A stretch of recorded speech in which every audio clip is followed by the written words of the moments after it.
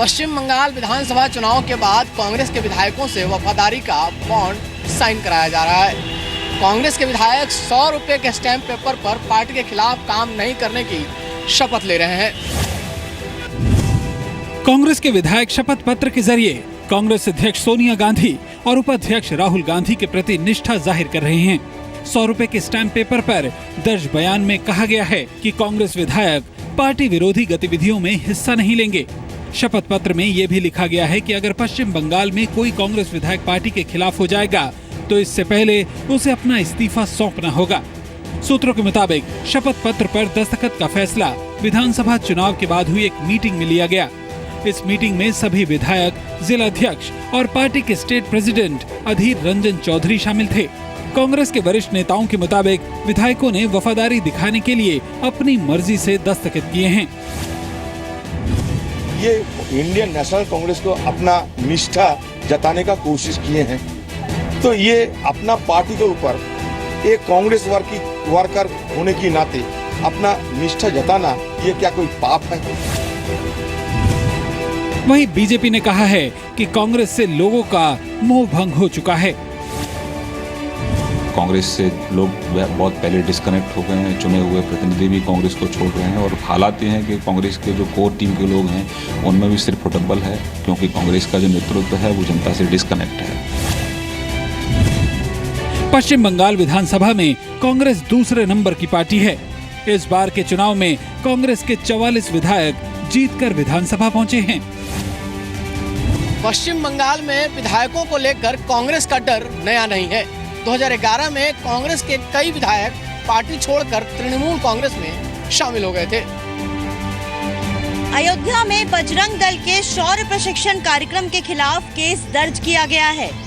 वहीं इस मामले पर सियासत भी तेज हो गई है। यूपी के राज्यपाल राम नाईक ने इसका समर्थन किया है, तो वहीं कांग्रेस और जेडीयू ने विरोध जताया है। यूपी के अयोध्या के कारसेवकपुरम में बजरंग दल का हथियारों के साथ ट्रेनिंग के मामले पर पुलिस ने मामला दर्ज कर लिया है। फैजाबाद कोतवाली में बजरंग दल और उनके कार्यकर्ताओं के खिलाफ पुलिस ने धारा 153A के तहत मामला दर्ज किया। 14 मई को हुई बजरंग दल की ट्रेनिंग के दौरान दंगाइयों और आतंकियों को एक वर्ग विशेष के रूप में दिखाने के मामले में FIR दर्ज की गई है। बजरंग दल द्वारा एक कार्यक्रम आयोजित था जिसमें दो समुदाय के बीच में यानी कि आपसी टकराव दिखाया गया। उस प्रकरण को पुलिस ने संज्ञान में लेकर मुकदमा दर्ज किया, कार्रवाई की जा रही है। वहीं उत्तर प्रदेश के राज्यपाल राम नाईक ने बजरंग दल के शौर्य प्रशिक्षण शिविर को सही ठहराया है। उनका कहना है कि इससे किसी को भी नुकसान नहीं है। जो खुद का संरक्षण नहीं कर सकता है वो समाज को तो और संरक्षण दे ही नहीं सकता है, और इसलिए स्व संरक्षण यह होना चाहिए। और फिर कोई भी स्कूल हो, कोई संस्था हो, उसमें कोई आपत्तिजनक नहीं है। राम नाईक के इस बयान के बाद कई पार्टियां उन पर निशाना साधते हुए पद छोड़ने की मांग कर रही हैं। बीएसपी ने कहा कि बजरंग दल की ट्रेनिंग में जो भी शामिल हुए उन्हें गिरफ्तार किया जाना चाहिए। समाजवादी पार्टी की सरकार और दूसरी तरफ वो लोग जो सांप्रदायिक ताकतें हैं, ये मिलीजुली नूरा कुश्ती लड़ रहे हैं और वो उत्तर प्रदेश का माहौल बिगाड़ना चाहते हैं। हालांकि बीजेपी नेता सुब्रमण्यम स्वामी ने बजरंग दल का समर्थन करते हुए कहा कि सेल्फ डिफेंस पर बैन करने की बात गलत है। अब जब कानून के दायरे में कुछ नहीं है तो ये इनको क्यों पेट में दर्द होता है कि हम अपने तंदुरुस्ती के लिए, शारीरिक तंदुरुस्ती के लिए ये सारे सेल्फ डिफेंस कर रहे हैं। यूपी में अगले साल विधानसभा चुनाव होने हैं। ऐसे में हर राजनीतिक पार्टी अलग अलग मुद्दों पर वार और पलटवार कर इन चुनावों में अपनी जमीन तैयार करने में जुटी है। खुफिया एजेंसियों के मुताबिक पाकिस्तान की ISI ने पठानकोट हमले में शामिल रहे मौलाना मसूद अजहर को सेफ हाउस में भेज दिया है। ऐसा माना जा रहा है कि भारतीय एजेंसियों की निगाह से बचाने और अंतर्राष्ट्रीय दबाव के चलते पाकिस्तान ने ऐसा किया है। सूत्रों के मुताबिक पठानकोट हमले के मास्टरमाइंड मसूद अजहर को पाकिस्तान के बहावलपुर में ISI के सेफ हाउस में भेज दिया गया है। यही नहीं, मसूद अजहर के भाई अब्दुल रऊफ, कासिफ जान और शाहिद लतीफ को भी ISI ने सेफ हाउस में भेज दिया है। ये चारों पठानकोट आतंकी हमले के मास्टरमाइंड हैं और एनआईए इनके खिलाफ रेड कॉर्नर नोटिस जारी करा चुकी है। आईएसआई का ये सेफ हाउस बहावलपुर के मौजगढ़ के किले के पास मौजूद है। पिछले कुछ दिनों में भारत ने मौलाना मसूद अजहर पर शिकंजा कसा है और उसके खिलाफ यूएन में प्रस्ताव भी लाया था, लेकिन चीन ने उस पर अड़ंगा लगा दिया।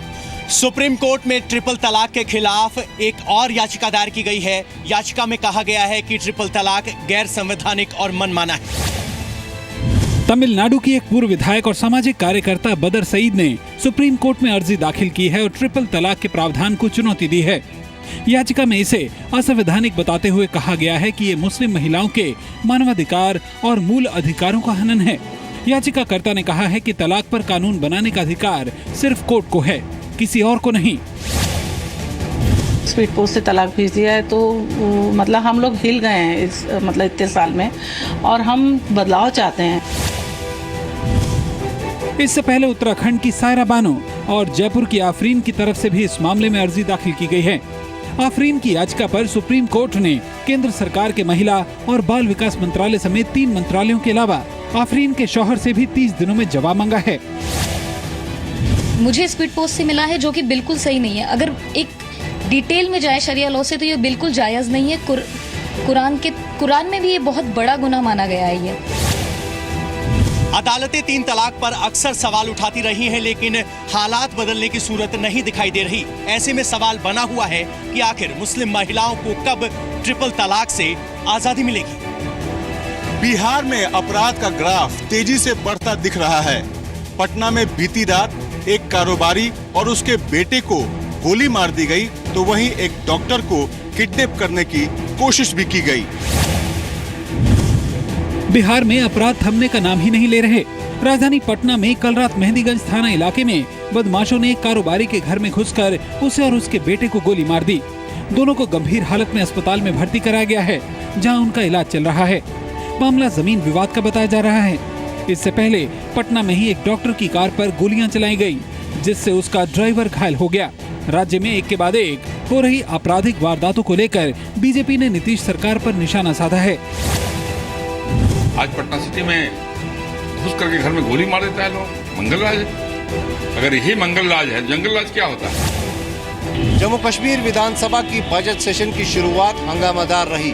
गवर्नर के भाषण के दौरान ही नेशनल कॉन्फ्रेंस और कांग्रेस ने जमकर हंगामा किया और फिर सदन से वॉकआउट किया। जम्मू कश्मीर विधानसभा के बजट सेशन की शुरुआत गवर्नर NN बोहरा के अभिभाषण के साथ हुई। शेर कश्मीर इंटरनेशनल कॉन्फ्रेंस सेंटर में गवर्नर ने जैसे ही अपना अभिभाषण शुरू किया, तभी हंदवाड़ा मामले को लेकर निर्दलीय विधायक राशिद इंजीनियर ने हंगामा शुरू कर दिया। राशिद के विरोध को कांग्रेस और नेशनल कॉन्फ्रेंस के विधायकों का साथ मिला। विधानसभा में प्रदर्शन के बाद कांग्रेस और नेशनल कॉन्फ्रेंस के विधायकों ने वॉकआउट किया। हंदवाड़ा किलिंग हुई तो मैडम जो हमारी चीफ मिनिस्टर हैं, उन्होंने ऐलान किया था 1 महीने में हम जुडिशियल ये मजिस्ट्रियल प्रोब कंप्लीट करेंगे। अब 2 महीने गुजर गए और अभी तक कोई तहकीकात पूरी नहीं हुई। खुद मैडम कहती हैं कि मुफ्ती साहब की क्रेडिबिलिटी का सवाल है। हम ये बताना चाहते हैं कि आपने अभी तक तहकीकात पूरी नहीं की। दिल्ली के मुख्यमंत्री अरविंद केजरीवाल ने कहा है कि अगर 2 घंटे से ज्यादा बिजली गई तो बिजली कंपनियों को उपभोक्ता को हर्जाना देना होगा। पिछले साल भी केजरीवाल सरकार ने इसी तरह की घोषणा की थी, जो अब तक लागू नहीं हो पाई है। दिल्ली सरकार के मुताबिक 1 हफ्ते में स्कीम लागू हो जाएगी। दिल्ली सरकार ने 17 जून 2015 को ऐलान किया था कि बिजली जाने पर बिजली कंपनी उपभोक्ता को पहले 2 घंटों के लिए 50 रुपए प्रति घंटे और उसके बाद हर घंटे के लिए 100 रुपए हर्जाने के तौर पर भरेगी। हर्जाना ग्राहक के बिजली के बिल में एडजस्ट होकर आएगा। तब से लेकर आज तक बिजली तो लगातार जा रही है, लेकिन दिल्ली वालों को हर्जाना 1 रुपए का भी नसीब नहीं हुआ। DRC से बातचीत हुई है, वो कह रहे हैं कि विद इन ए वीक उसको नोटिफाई कर देंगे। राजस्थान सरकार ने केंद्र की मदद से महिलाओं के सफर को और ज्यादा सुरक्षित और भयमुक्त बनाने के लिए महिला गौरव बस की शुरुआत की है। बस में मौजूद पैनिक बटन को दबाते ही महिला को 30 सेकंड में मदद मिल जाएगी। बस का सफर अकेले करने वाली महिलाओं के लिए ये अच्छी खबर है। दिल्ली से जयपुर के लिए गौरव एक्सप्रेस बस की शुरुआत आज दिल्ली से हुई। इस बस में महिलाएं खुद को सुरक्षित महसूस कर सकें, इसके लिए खास इंतजाम किए गए हैं।